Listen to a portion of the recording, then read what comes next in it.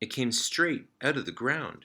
Remarkable, said the Hemulin, and lay down flat to listen. There must be some rare caterpillar that makes that noise. I must find it. And he began creeping around, snuffing and sniffing with his large nose until he reached the hole in the ground where the noise was loudest of all. He stuck his nose in as far as possible, but couldn't see anything in the dark. However, the party down below saw his shadow across the light, and their song changed to a wild yell. Those caterpillars must have gone off their heads, the Hemulin said to himself, pushing his net down the hole. Of course, Moomintroll and the others didn't waste much time in jumping into it with their belongings. And when the Hemulin hauled up his heavy load and shook it out, he was amazed to see three such odd creatures blinking in daylight. Most extraordinary, he remarked. Thank you very much, said Moomintroll, who pulled himself together first. You saved us in the nick of time. Have I saved you? Asked the Hemulin in surprise. I didn't mean to. I was looking for the caterpillars that were making such a noise down there. Hemulins are generally a bit slow in grasping an idea, but they are very pleasant if you don't annoy them. Are we in the Lonely Mountains now? Asked Sniff. I've no idea, said the Hemulin, but there are plenty of interesting moths. I think it must be the Lonely Mountains, said Snufkin, gazing at the massive piles of rock, endless, desolate, and silent, which towered on every side. The air was quite chilly. And where is the observatory? Asked Sniff. We're going to look for it, said Moomintroll. It's on the highest peak, I believe. But first I should like to have some coffee. The kettle is still on the raft, said Snufkin. Moomintroll loved coffee, and he rushed at once to the edge of the hole and looked down. Oh, dearie me, he lamented. The raft has floated off, and I suppose it's gone down that awful hole by now. Well, never mind. We're not on it, said Snufkin gaily. What's a kettle here and there when you're out looking for a comet? Are they very rare? Asked the Hemulin, who thought they were still talking about moths. Well, yes, I should think you could call them rare, answered Snufkin. They appear about once in 100 years. No, exclaimed the Hemulin. Then I must catch one. What does it look like? Red, probably, with a long tail, answered Snufkin. The Hemulin took out a notebook and wrote this down. It must be the Snuffsigalonica family, he said, seriously. One more question, my learned friends. What does this remarkable insect live on? On Hemulins, said Sniff, giggling. The Hemulin went red in the face. Little animal, he said sternly, this is not funny. I shall not leave with grave doubts of your scientific knowledge.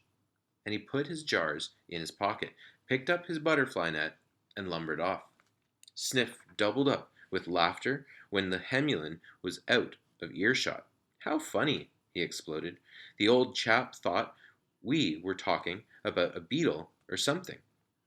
It's wrong to be disrespectful to elderly gentlemen, said Moomintroll severely, not, however, managing to keep a very straight face himself.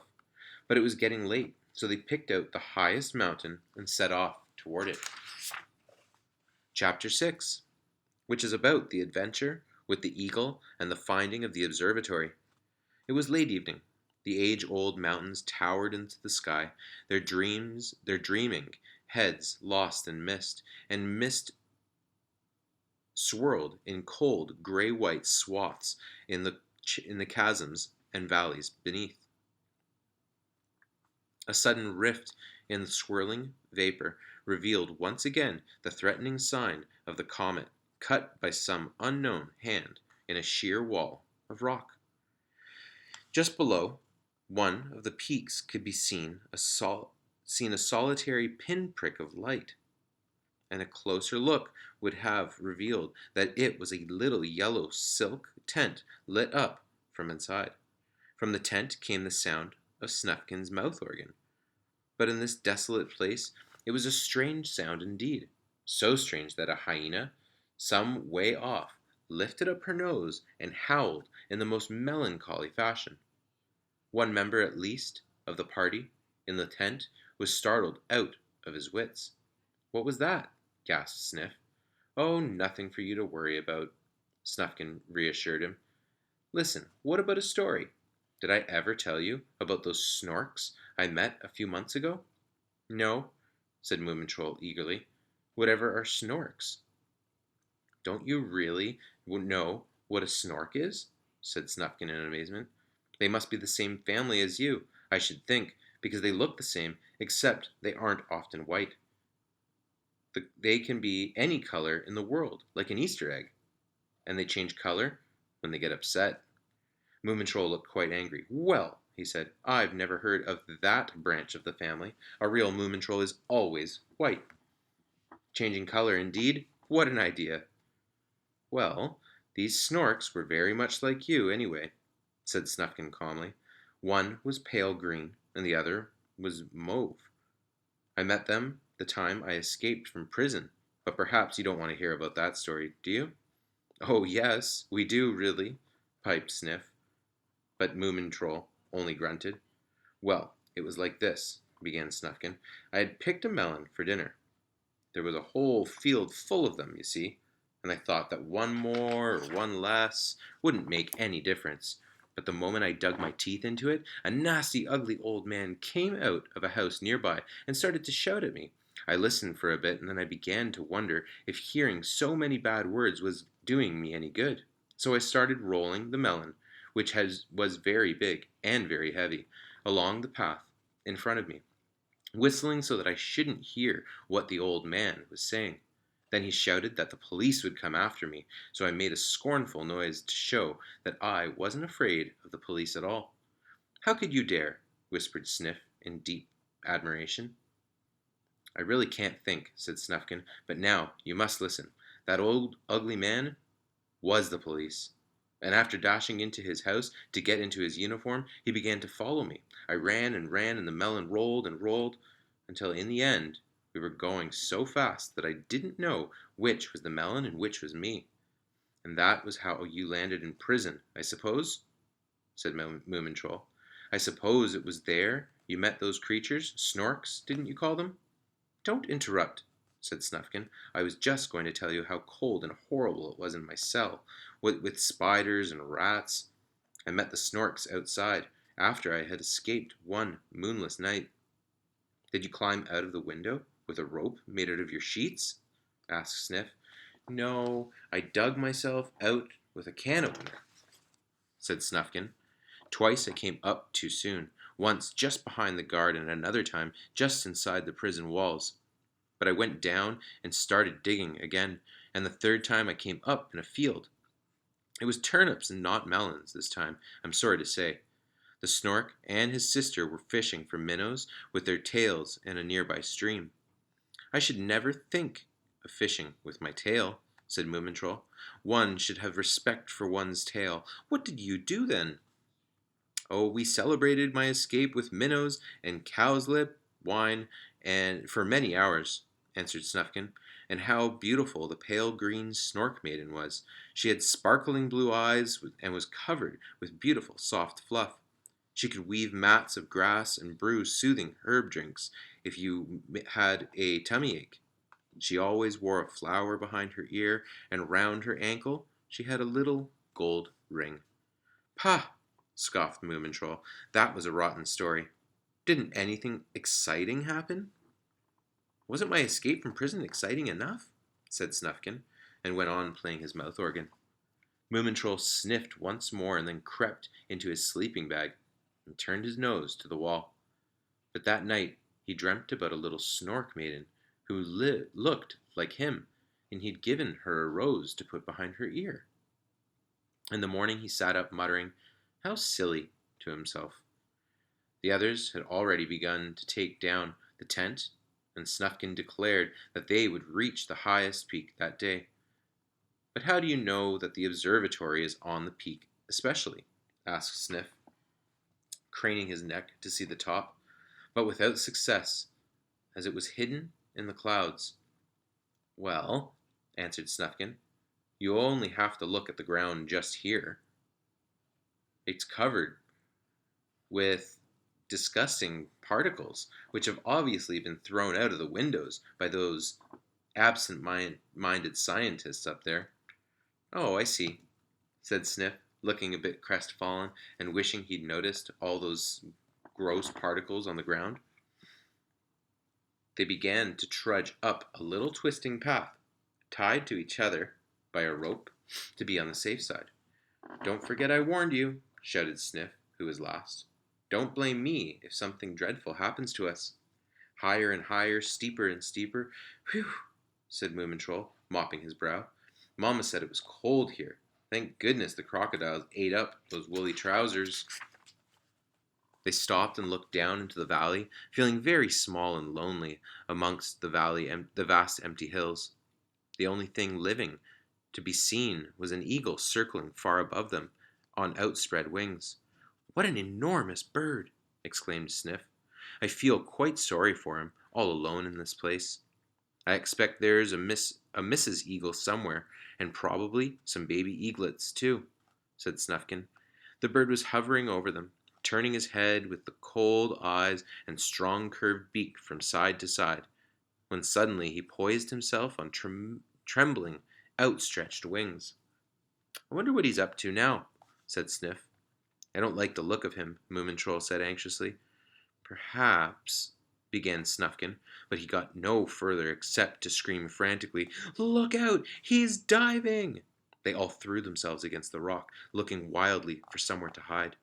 In a rush of wings, the eagle swooped toward them, while they squeezed themselves into a crevice in the rock, and each held one another tight in terrified helplessness. He was on top of them. It was like a whirlwind. One moment they were surrounded by great wings that beat wildly against the rock, and next there was complete quiet. Trembling in every limb, they peeped out of their hiding place to see if the eagle, sailing in a great semicircle below them. After a moment he rose and disappeared amongst the mountain tops. He's ashamed that he missed us, said Snufkin. Eagles are very proud. He won't try that again. Sniff was counting on his fingers. The crocodiles, the giant lizard, the waterfall, the underground tunnel, the eagle. 5 awful experiences. It's beginning to get monotonous. We've still got the biggest adventure to come, said Moomintroll. The Comet. They all looked up at the heavy gray clouds. I wish we could see the sky, he went on rather nervously. Come on, let's start. By the afternoon, they had climbed so high that they reached the clouds, and the going was slippery and dangerous. Damp veils of mist swirled around them. They were dreadfully cold, Moomintroll thought longingly of his woolly trousers, and surrounded completely by an awful floating emptiness. I always thought clouds were soft and woolly and nice to be in, said Sniff. Ugh, I'm beginning to be sorry I ever came on this expedition. Suddenly Moomintroll stood still. Wait, he said, there's something shining. A light. Or is it a diamond? A diamond? Screamed Sniff, who loved jewels. Moomintroll set off, dragging the others after him by the rope. It's a little gold bracelet, he announced at last. Be careful, shouted Snufkin. It's right on the edge of the precipice. But Moomintroll wasn't listening. He crept slowly toward the edge and stretched down for the bracelet. Snufkin and Sniff held the rope tight, and Moomintroll crept a little farther down until at last he reached the gold ring. Do you think it could be the Snork Maidens? He asked. Yes, that's hers, said Snufkin, sighing. It looks as if she has fallen over the edge, so young and so beautiful too. Moomintroll was too overcome to speak, and they went sadly on their way. The mists were beginning to thin out, and it was warmer. They stopped on a ledge to rest and stared in silence at the swirling gray vapor on all sides of them. Suddenly it was divided and rolled away, until at last the 3 tired travelers could see where they were, and what they saw took their breath away. There was a sea of clouds at their feet, which looked so soft and beautiful that they wanted to wade out and dive and dance in it. "Now we're above the clouds," said Snufkin solemnly, and they turned around to look up at the sky that had been hiding and had been hidden for so long. "Look, look!" whispered Sniff in terror. The sky was no longer blue. It was pale red. "Perhaps it's the sunset," said Snufkin doubtfully. But Moomintroll looked very grave and said, "No, this time it's definitely the comet. It's on its way to the Earth." On the top of the jagged peak above them stood the observatory. Inside, scientists made thousands of remarkable observations, and they lived alone with the stars. They made their way up to it in silence, and Moomintroll opened the door. There was a staircase inside, and up they went to find themselves on the threshold of a high room with a glass roof. In the middle of the roof was a giant telescope which revolved slowly, keeping watch on the sky, and there was the constant whirling sound of a machine. Two professors bustled here and there, tightening screws, pushing knobs, and making notes. Moomintroll gave a respectful cough. "Good afternoon," he said, but the scientist took no notice. "Fine weather," said Moomintroll a little louder, but there was still no answer. Then he went forward and touched one of the professors timidly on the arm. "We've come several hundred miles in order to meet you, sir," he said. "What, you again?" exclaimed the professor. "Excuse me?" said Moomintroll. "I've never been here before." "Then it was a couple extraordinarily like you," muttered the professor. "Crowds of people coming here. We haven't time, you know, simply haven't the time. This comet is the most interesting thing in the last 93 years. Now, what do you want? Make it quick." I only wanted to know those people who were here before," stammered Moomintroll. "I suppose it wasn't a little pale green snork maiden, all fluffy, perhaps with a flower behind her ear?" "Your explanation is most unscientific," said the professor impatiently. "I know nothing about it, except that there was a tiresome female here disturbing me about the trinket she had lost. Off with you now. You've already wasted 44 seconds of my time." Moomintroll backed a little nervously. "Well," said Sniff, "is it coming?" "When will it fall?" asked Snufkin. "Oh, I quite forgot to ask," mumbled Moomintroll, blushing. "But that little snork maiden, and she's been here. She's alive. She didn't fall down the precipice." "Well, I must say," Snufkin burst out. "I can't make you out," said Sniff. "I thought you didn't like them. Now I'll go ask." And he trotted up to the other professor. "Please, may I have a look through your telescope?" he asked politely. "I'm very interested in comets, and I've heard so much about your wonderful discoveries here." The professor was very flattered, and put his spectacles up on his forehead. "Have you now?" he said.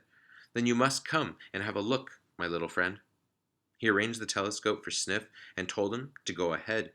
Sniff was rather frightened at first. Outer space was quite black, and the big stars flickered as if they were alive, and far in the distance shone something red, like a wicked eye. "Is that the comet?" he whispered. "Yes," said the professor. "But it's not moving at all," said Sniff in a puzzled voice, "and I don't see any tail either." "Its tail is just behind it," explained the professor. "It is rushing straight toward Earth. That's why it doesn't look as if it's moving. But you can see that it gets bigger and bigger every day as it gets closer." "When will it arrive?" asked Sniff, staring in fascinated curiosity at the little red spark through the telescope. "According to my reckoning, it should hit the Earth on the 7th of October at 8:42 p.m., possibly 4 seconds later," said the professor. "And what will happen then?" asked Sniff. "What will happen?" said the professor in surprise. "Well, I hadn't thought about that, but I shall record the events in great detail, you may be sure." Can you tell me what the date is today, sir? Sniff asked. It is the 2nd of October, answered the professor, and the time is exactly 6:28. Then I think we must go, said Sniff. Thank you very much indeed for your help. He returned to the others. He returned to the others with an important look on his face. I have had a very interesting conversation with the professor, he said, and we have come to the conclusion that the comet will fall on the 7th of October at 8:42 p.m., possibly 4 seconds later. Then we must hurry home as fast as we can, said Moomintroll anxiously. If only we can get home to Mamma before it comes. Nothing can happen. She will know what to do. They left the observatory and set off along the journey home. It was getting dark, and the awful red light in the sky was definitely stronger. The clouds had gone, and far down in the valley below, they could just make out the narrow ribbon of the river and patches of forest. I'm longing to get away from this stony country, said Snufkin. Even a poet can have enough sometimes. I wonder where the Snorks spent the night, said Moomintroll. I must give that wretched girl her ankle ring back. And he hurried on at such a speed that the others could hardly keep up with him.